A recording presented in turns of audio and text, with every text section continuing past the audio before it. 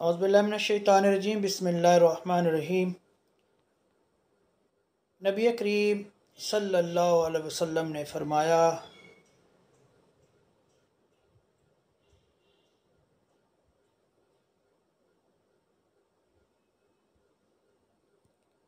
रास्ते से तकलीफ़ दे चीज़ का हटाना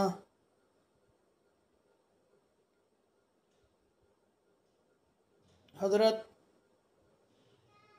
अबू बरज़ा फरमाते हैं कि मैंने रसूल अकरम सल्लल्लाहु अलैहि वसल्लम से अर्ज़ किया,